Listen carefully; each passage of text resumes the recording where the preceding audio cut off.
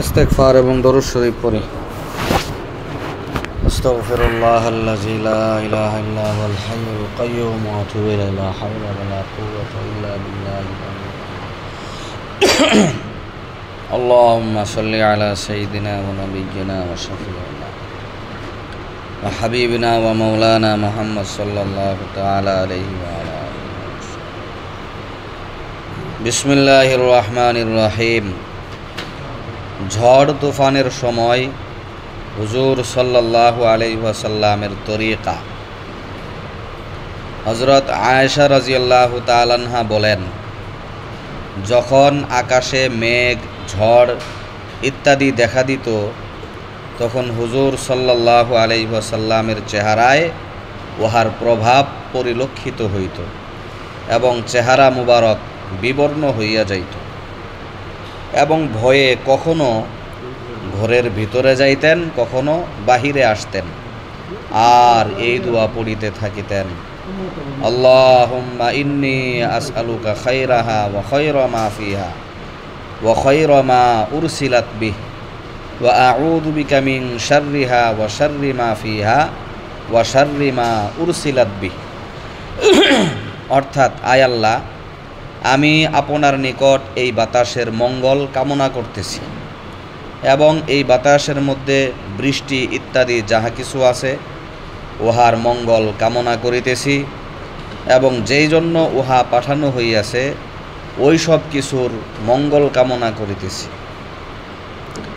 আর এই বাতাসের অমঙ্গল হইতে এবং উহার মধ্যে যাহা কিছু আছে এবং যেই উদ্দেশ্যে উহা প্রেরিত হইয়াছে ওই সব কিছুর অমঙ্গল হইতে আমি আপনার আশ্রয় প্রার্থনা করিতেছি।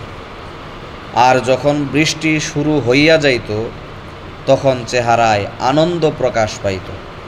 আমি আরজ করিলাম, ইয়া রাসূলুল্লাহ, সব লোকই যখন মেঘ দেখে বৃষ্টির আলামত মনে করিয়া খুশি হয়, কিন্তু আপনার মধ্যে এক প্রকার বিচলিত ভাব দেখিতে পাই। হুজুর সাল্লাল্লাহু আলাইহি ওয়াসাল্লাম ইরশাদ ফরমাইলেন, হে আয়েশা, আমার নিকট ইহার কি নিশ্চয়তা রহিয়াছে যে উহার মধ্যে আযাব নাই? কওমে আদকে বাতাসের দ্বারাই আযাব দেওয়া হইয়াছিল। তাহারা মেঘ দেখিয়া আনন্দিত হইয়াছিল যে উহা হইতে আমাদের জন্য বৃষ্টি বর্ষণ করা হইবে, অথচ উহার মধ্যে আযাব ছিল। দুররে মনসুর। আল্লাহ তাআলা ইরশাদ করিয়াছেন, ফালাম্মা রাআউহু আরিদাম মুস্তাকবিলা আউদিয়াতিহিম ইলা আখিরিল আয়া। অর্থাৎ, আদ জাতি যখন এই মেঘমালাকে নিজেদের বস্তির দিকে আসিতে দেখিল তখন তাহারা বলিতে লাগিল যে এই মেঘমালা তো আমাদের উপর বৃষ্টি বর্ষণ করবে। কিন্তু আল্লাহ পাক বলেন, না, উহা তো বর্ষণকারী না, বরং উহা তো সেই আযাব যাহার জন্য তোমরা তাড়াহুড়া করিতে। অর্থাৎ, তোমরা নবীকে বলিতে যে তুমি যদি সত্যবাদী হও তবে আমাদের ওপর আযাব লইয়া আসো। ইহা একটি ঘূর্ণিবার্তা যাহার মধ্যে যন্ত্রণাদায়ক আযাব রহিয়াছে, যাহা তাহার রবের হুকুমে প্রতিটি বস্তুকে ধ্বংস করিয়া দিবে। সুতরাং তাহারা এই ঘূর্ণিবার্তার ফলে এমনভাবে ধ্বংস হইয়া গেল যে তাহাদের ঘর বাড়ির চিহ্ন ব্যতীত আর কিছুই অবশিষ্ট রহিল না। বস্তুত অপরাধীদেরকে আমি এইভাবেই শাস্তি দিয়া থাকি। বয়ানুল কোরআন। ফায়দা। ক্ষুধাভীতির এই চরম অবস্থা হইল সেই পবিত্র সত্তার যাহার সাইয়্যিদুল আউয়ালিন ওয়াল আখিরিন হওয়া স্বয়ং তাহারই এরশাদ দ্বারা সকলে অবগত হইয়াছে। খুদ কালামে পাক এরশাদ হইয়াছে, হে নবী, আপনি তাহাদের মধ্যে থাকা অবস্থায় আমি কখনো আযাব দিব না। আল্লাহ তাআলার এই ওয়াদা থাকার পরও হুজুর সাল্লাল্লাহু আলাইহি সাল্লামের ক্ষুধাভীতির অবস্থা এই ছিল যে ঝড় তুফানের আলামত দেখিলেই পূর্ববর্তী কওমসমূহের আযাবের কথা স্মরণ হইয়া যাইত। সেই সঙ্গে আমাদের অবস্থার প্রতিও একবার দৃষ্টিপাত করিয়া দেখা উচিত যে আমরা সর্বদা গুনাহে লিপ্ত থাকিয়াও ভূমিকম্প ইত্যাদি আযাব গজব স্বচক্ষে দেখার পরেও উহার দ্বারা ভীত হইয়া তওবা ইস্তেগফার ও নামাজে মশগুল হওয়ার পরিবর্তে নানা প্রকার অর্থহীন গবেষণায় ব্যস্ত হইয়া পড়ি। এই যে আমাদের কিছু লোক হজ করে আসলেন। ওনারা হজে যায় যে সমস্ত জিনিস দেখছেন তার মধ্যে একটা হইল এই যে হুজুর সাল্লাল্লাহু আলাইহি সাল্লাম ঝড় তুফানের সময় কখনো ঘরের মধ্যে যাইতেন, আবার কখনো বাহিরে আসতেন। এটা ওনারা দেখে আসছেন। হুজুরের ঘর কোন জায়গায় আছে, কোন জায়গায় ছিল ওনারা দেখছেন।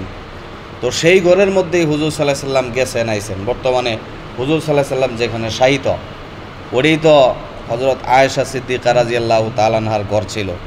এই ঘরের মধ্যেই এরকম ঝড় তুফানের সময় নবীজি ভীত সন্ত্রস্ত হইয়া একবার ঘরের মধ্যে যাইতেন, আবার বাইরে আসতেন, একবার মসজিদে যাইতেন, আবার মসজিদ থেকে বের হইতেন, এরকম অবস্থা হইতো।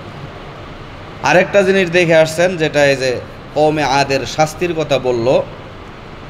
কওমে আদ জাতির মধ্যে যখন বৃষ্টি হইতেছিল না, তখন কিছু লোক এই মক্কাতে আসছিল আল্লাহর কাছে দোয়া করার জন্য যে আমাদেরকে বৃষ্টি দেন, বৃষ্টি দেন। আল্লাহ না তো এই দিকে যারা দেবদেবী ছিল তাদের কাছে মূলত বৃষ্টি চাওয়ার জন্য আসছিল। পরে মহান আল্লাহ তাআলা সেই মেঘমালাকে তাদের বাড়ির দিকে যখন পাঠিয়ে দিল, ওরা নিজেরাই দেখলো এই যে মেঘমালা আমাদের বাড়ির দিকে যাইতেছে, মনে হয় বৃষ্টি হবো।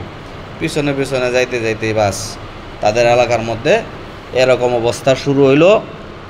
7 দিন 8 রাত, 7 দিন 8 রাত পর্যন্ত প্রবল বাতাস, ঘূর্ণিঝড়, এর দ্বারা আল্লাহ তাআলা পুরা এলাকাকে ধ্বংস করে দিয়েছে। এই জন্য আমরা যারা মক্কার দিকে নামাজ পড়ি, আমাদের যাদের নবীর উপর মহাব্বত আছে, আমাদের জন্য উচিত এই দুইটা কথাও যদি আমরা চিন্তা করি, নবীজি ঝড় তুফানের সময় কিভাবে ভয় করতেন, আর মক্কাতে মানুষ আল্লাহ তাআলার কাছে রহমত চাইও আল্লাহ তাআলা তাদের গুনার কারণে তাদেরকে শাস্তি দিতে বাধ্য হয়েছেন।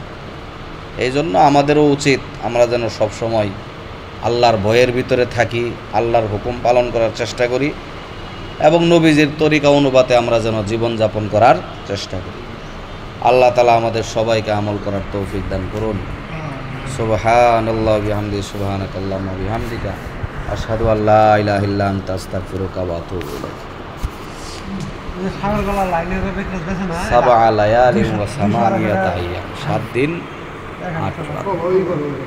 এই 7 রাত 8 দিন, সাবা লায়াল, 7 রাত 8 দিন।